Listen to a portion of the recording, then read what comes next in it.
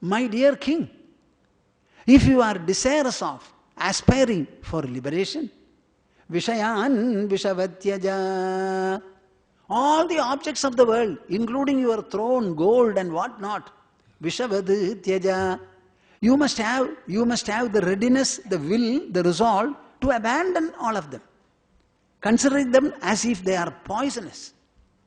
And then what I want you to cultivate or possess in substitution, in replacement, Kshamarjavadaya tosha satyam piyushavadbhaja. Kshamarjavadaya tosha satyam piyushavadbhaja. The external objects are gross and they are transitory. They are not worth possessing. Then in contrast, I will tell you 5 beautiful things. All are mental, intelligential. Possess them in ample measure. What are they? Kshama, patience. Arjava, straightforwardness. Daya, compassion. Tosha, contentment. Satya, truthfulness. Now he starts opening up the chapter. For everything there is a prerequisite. Brahma Vidya is taught when sadhana chatushtayam is there. I don't explain it now. So here Ashtavakra says that in order to be aspiring for self-realization, in order to realize the self, the mind should be equipped with 5 important virtues and embellishments. These are the ones I told you. Any extent of acquiring the object will never make you fit for realizing the self. You must have mental inner embellishments, ornaments, enrichments, empowerments. They are all qualities bearing upon the human mind. Patience, forbearance, tolerance, etc.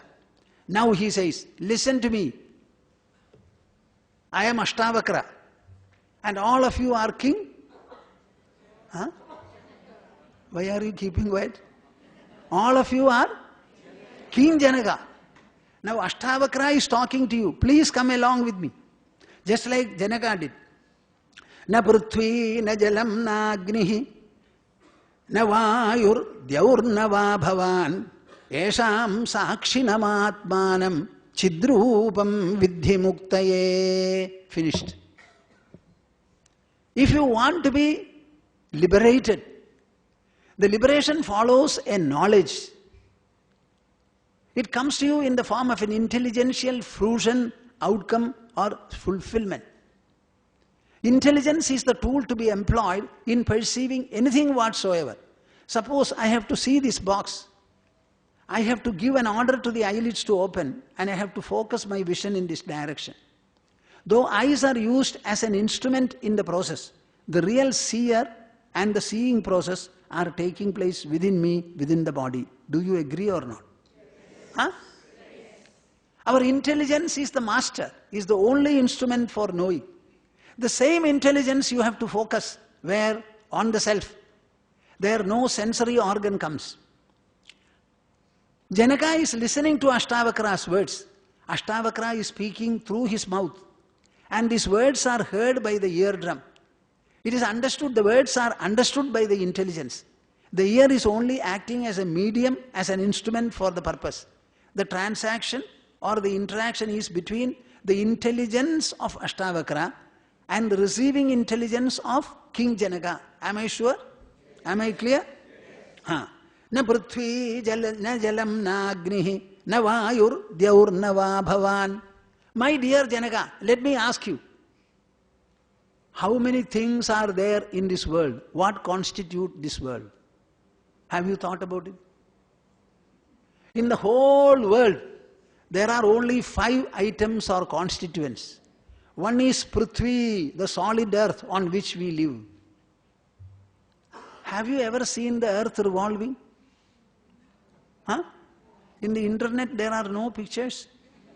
See, there are pictures, when we went to America, the whole earth was shown there. You can see the earth revolving, revolving, revolving. A picture has been taken from a satellite and it moves pretty fast. Our earth is moving fast, very great speed. It is revolving on its own axis. It is also having a trajectory around the sun. For revolving completely on its own axis, it takes 24 hours. For coming around the sun, it takes 365 plus quarter days. Understand that we are living upon the earth.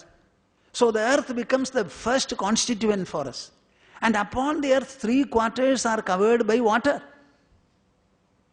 We don't know about water being present either in the moon or other planets or heavenly bodies. This much we know. So the Prithvi, earth is the one constituent. Na Prithvi, na Jalam. The next is water. The earth is solid, gross. The water also is gross, but fluid. Then surrounding both you have air, it is gaseous. The 3 forms of matter, solid, fluid and gaseous. Then we have different forms of energy represented by fire, which itself is a combination of brilliance and heat. Then all the 4 elements are themselves present in the other one, the vast one, endless one called space. These are the 5 constituents of the world around you. How much shall I pause to make you understand this? When you say world, please explain to me what this world is. It consists of earth, it consists of water, it consists of air, it consists of different forms of energy like heat, brilliance and the like. Ultimately, there is the endless and surrounding and interpenetrating space. Is there anything besides these? How many people are saying no? So I am talking only to 3 or 4? I want an answer from you, my dear souls. Is there anything besides these? No. Now what are these? They are the seen. What? They are the seen. You see them. You see them. The earth does not see you. You see the earth. You see or feel the water. You see or feel the air. You see or feel the fire. You see or feel or even infer the space. So all of them, are they you or are they seen by you? I am asking you, are they you or are they perceived by you? They are different from you and you are seeing them. They are objects and you are the seer, the subject. When you look at the earth, are you the earth or are you the seer of the earth? Seer. When you look at the sea, are you the sea or are you the seer of the sea? Seer. When the wind comes and blows and you are able to feel it, are you the wind that blows or are you the feeler of the wind? Similarly, light and other things, finally space. Draw a clear distinction, my dear souls, between you, the seer, and the things which you see. The entire world is an object to be seen, and you are the subject of whatever you see. So the entire world around you, and you, the seer.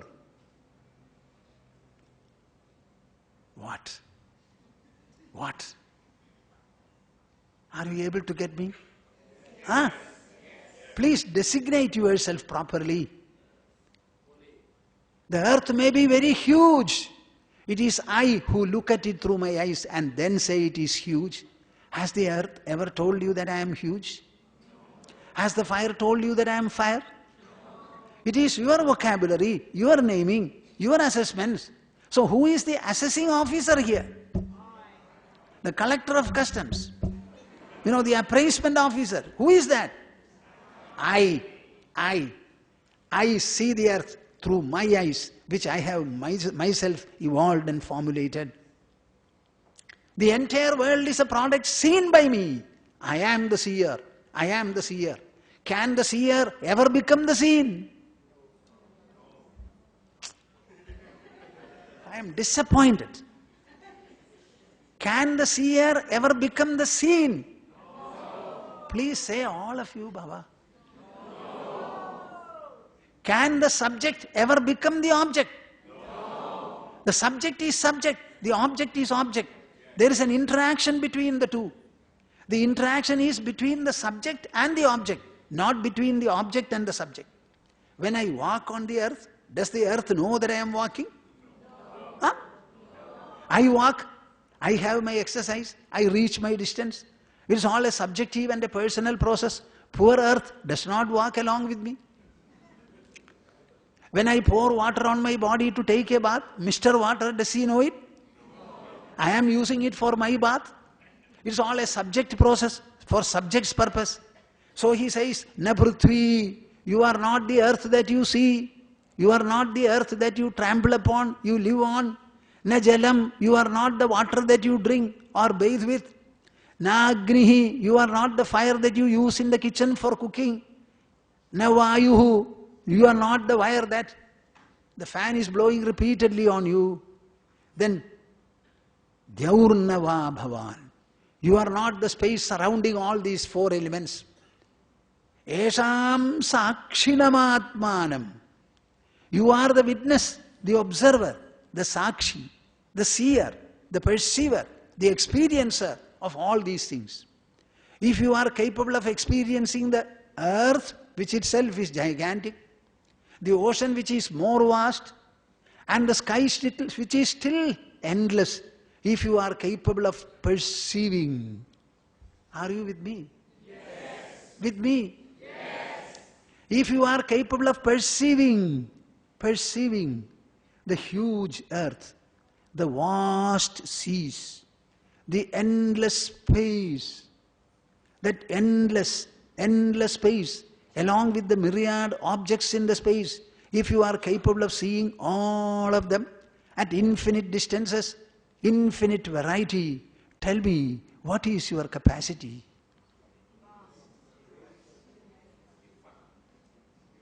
Onnu sollungolepa. Huh? What? My body is limited, but the perceiving consciousness within me is not at all limited. I can see infinite distance. I can see infinite variety. All of them I am seeing. I am measuring. I am assessing. I am giving you the picture. The earth becomes solid before me. The water becomes fluid before me. The air becomes gaseous before me. The space becomes endless before me. So I am the assessor. In me the perception gets formed. You go to a mountain top, have a grand look around. How much of distances will you have covered? And how much of variety will have been perceived? All of these perceptions, they were within your body. When you have seen infinitude, and on the basis of your own personal experience you say, I saw infinite variety and infinite distances, were they not present in you as experience? Yes. You are all sleeping, I think. What do you think of the power of perception that you have? All these things are inert. When I see the sun in the morning, I am seeing the sun. Poor sun is incapable of seeing me. Incapable of seeing me. I stand upon the earth cannot stand upon me. I climb the mountain top and reach the Himalayan peak, Everest cannot climb upon me.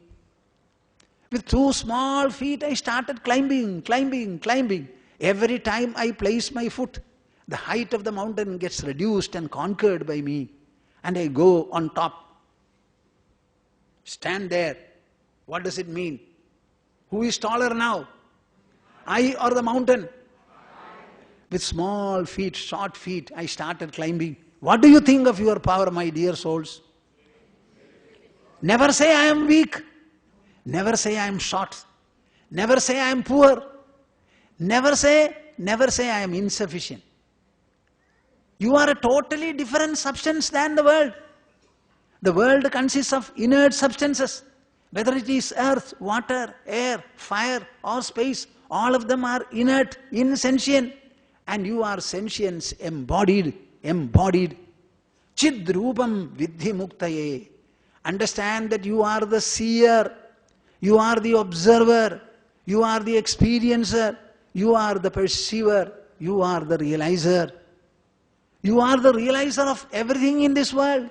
So the endless world is perceived by you. You, the perceiver of endlessness, are you greater or the world that is endless greater? How many people? Please lift your hands. Whoever understands what I say. Not bad.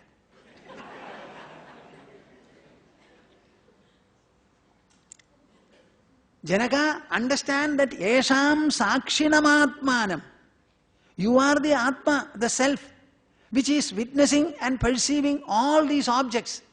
They remain in their own respective places. They cannot do anything. They are inert, they are inert, they are insentient. You alone can sense them. You alone can perceive them. And you are the perceiving consciousness. These are the perceived gross objects, insentient. There is a difference between what is insentient and what is sentient. You are the sentient perceiver and the entire world are inert, perceived. Can the perceived ever become the perceiver? And can they do anything to you? Huh? I saw the sun in the morning. Did he burn me? I saw the fire from a distance. Did I get burnt? I saw the sea outside. Did salinity enter me? So what can they do? What can they do to you? Do you tell me? Can they add anything to the eye in you? Can they take away anything from your eye? I remain the witness. I remain the observer. I remain the perceiver. I remain the experiencer. I remain the witness of everything in this world. I. All the others are perceived by me. This is why I say, if Lord Shiva or Lord Mahavishnu or Lord Brahma were to come to me and stand before me, Swamiji, we have come. Please open your eyes and see. They will have to beg me. Beg of me to open my eyes to see them. Suppose I say, no, I am not prepared to see. Go away. They will have to go back. Our position is so superior, mind you. Mind you. Understand this. You are the inner presence. You are the subject of all the objects in this world. The entire world is an object and you are the subject. At no point of time in your life, the object world is going to be the subject for you. The subject never becomes an object. An interaction or experience will be possible only when the subject and the object are there and the subject begins to interact with the object. The interaction, the seeing, proceeds from me. The seeing subsists and rests on me, and the seeing is concluded in me. And nothing happens to the object which I see interact with. I remain the subject, I remain the subject, I remain the subject. The world constantly prevails as the object. The world is inert, I am non-inert, the sentient, the sentient. The world is insentient. If these are the natures of the world as well as you, my dear Janaka, tell me, what is jnana? Chidrupam vidhi muktaye. Understand you to be not the body which is an instrument. On the other hand, the inlying presence, the spiritual presence, the soul as we call it, God as we call it, the supreme reality as we call it. Understand you to be the inner presence, which is sovereign, independent, wholesome, unaffected, unbegging. Never beg, never seek,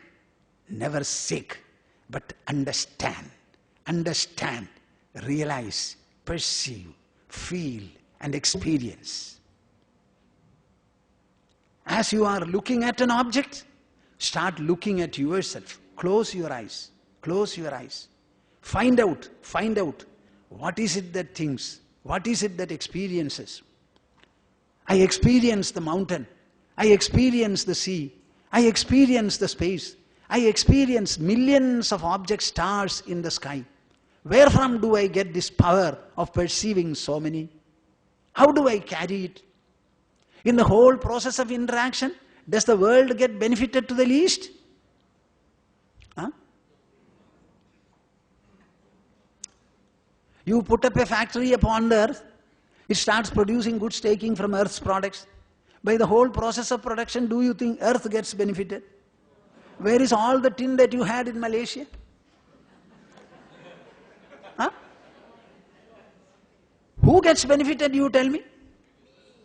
By all our interaction, the interacting subject is benefited. When I study, I know the subject. I read the book, I understand. Does the book get anything by my reading? Please tell me. You are the benefiter. You are getting enriched. You are getting enlarged. You are getting elevated, enlightened. The fulfillment comes to you. Do not underrate yourself. You are the Chidrupa. You are the sentient space within your body. The external space is an inert space. You are the sentient presence. It can never become non-sentient by any action of yours, by any interaction of yours, by anything that takes place in this world. My body can be contaminated, it can be poisoned, it can be squeezed into death, stifled into death, but by inner presence, undying. It cannot be affected by anything whatsoever. It remains pristine in its own manner. Its splendor is unnegotiable. Everything in this world is subject to physical and chemical interaction and interactional consequences. But the presence within me, my body, which expresses itself as the mind, as the intelligence, as the ego, as wakefulness, as sleep, as dream, that inner presence can never be acted upon by anything whatsoever. Am I clear? Yes. Are you feeling liberated? Yes. Nothing can affect me. I am the sentience. The whole world is insentient. I am the sentient. The world is never going to become sentient, and I am never going to become insentient. I remain myself, the subject, the inner presence. Nothing in this world can make me exit from my body. What? Can you blow off space from anywhere? Huh? Then can anybody blow off my inner presence from within the body?